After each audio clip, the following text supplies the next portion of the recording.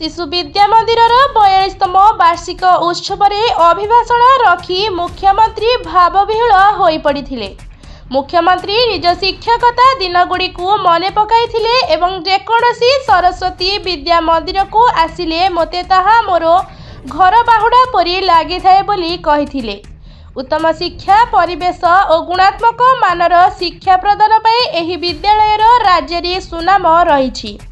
सरस्वती विद्या मंदिर समूह केवल प्रतिभा संपन्न विद्यार्थी बनै न थाए, विद्यार्थी को भारतीय संस्कृति और परंपरा विषय रे शिक्षादान करी उत्तम नागरिक मध्य गठन करिथाए। एही विद्यालय यथार्थ रे एहाकु प्रतिपादन करुछि बोली मुख्यमंत्री कहिथिले। से पुणी कहिथिले जे प्रधानमंत्री को दिग्दर्शन रे ओडिशा रे आमे नूतन शिक्षा नीति 2020 को लागू करिछु। छात्र छात्री मध्य सृजनशीलता और स्वावलंबी भाव वृद्धि उद्देश्य रे जातीय पाठ्यक्रम ढांचा आधार रे राज्य पाठ्यक्रम ढांचा आमे आरंभ करने जाउछु। प्राथमिक स्तर रे पिलांकु गुणात्मक मानर शिक्षा प्रदान पाई गोदावरी मिश्र आदर्श प्राथमिक विद्यालय योजना कार्यकारी करिछु। एही योजना रे प्रत्येक पंचायत रे गोटे लेखाए विद्यालय स्थापन करिबु बोली योजना कार्यकारी करिछु। आज सरस्वती शिशु विद्या मंदिर नीलकंठ नगर ब्रह्मपुर तार वार्षिक उत्सव 42 वार्षिक उत्सव रे आज निश्चित भाव में जोगदेवा मो गोटे गौरवर विषय। ब्रह्मपुर को अष्टम थर आसवा ये भी गोटे खुशी कथा। ब्रह्मपुर वासी और गंजामवासी ये भल पाइबा भी एमती सब था।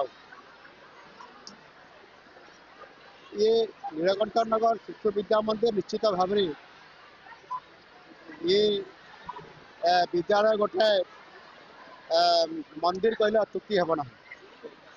ये उड़ीसा रे नुह सारा भारत वर्ष रे गोटे सुनामधन्य अनुष्ठान जो ये अनेक छात्र छात्री माने परफॉर्मेंस को बेस्ट कर एवं से ऑल इंडिया क्षेत्र में जिते कंपटीशन हो सबुति क्वालिफाइड कर IIT कहतु ISM कहतु से एम्स मेडिकल एग्जामिनेशन कथा कहतु आपंकर नीट कहतु जेकोसी एंट्रांस से कृतकार्य होती। यह निश्चित भाव में गोटे बड़ा खुशी कथा।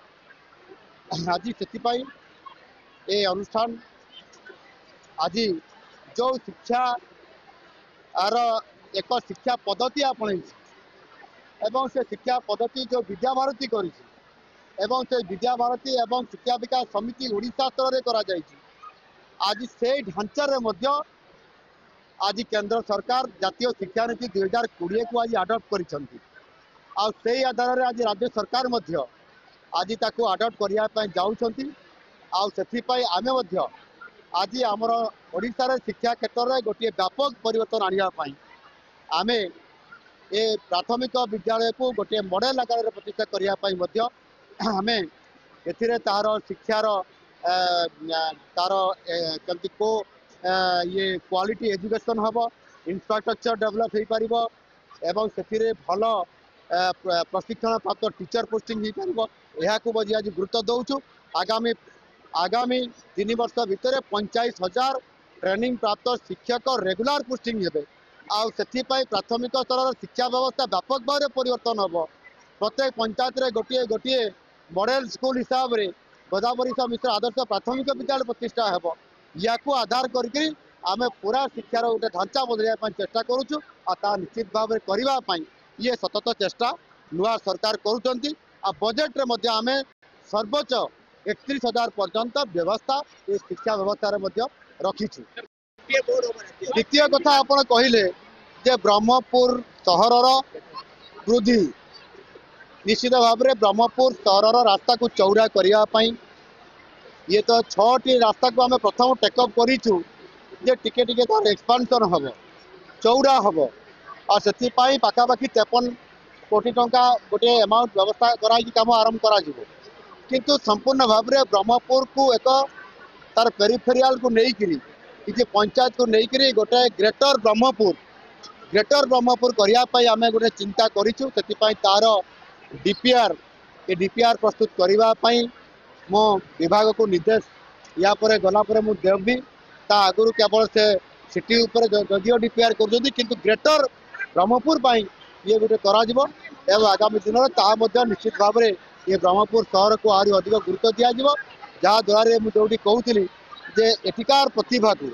आठिकार लोक जीवन मान धारण एवं से केमी अधिक आम्यूनिटीज पाइपर या गुरुत्व देकर आम सरकार विचार कर ब्रह्मपुर सहित जयपुर को जोड़ा इकोनॉमिक करियर एक कॉरिडोर हिसाब से या 6 लेन करवा 6000 कोटी ऊर्ध्व टंका व्यवस्था करवा एवं ता सहित आज अनेक जो इंटीरियर रोड गुड़िक अच्छी दक्षिण रु पश्चिम पूर्वर आपंकर पश्चिम एवं उत्तर रु पूर्व पर्यंत सबू अंचल को ये कवर करने आम पाखापाखि प्राय 45,000 कोटी टंकार एक बड़ गोटे पैकेज करूँ जो केंद्र सरकार भी आम वर्क्स डिपार्टमेंट को सिग्नाल देते ये अर्थ ओडिशा पाई खर्च हम आले भित्तिभूमि क्षेत्र में ओडिशा निश्चित भाव में आगे जो थे कि शिल्पायन कहतु कि प्रति क्षेत्र में ओडिशा बहुत आगे रमर जो योजना अच्छी समृद्ध ओडिशा ता पूरण हो पार। धन्यवाद। ब्यूरो रिपोर्ट संघर्ष टीवी।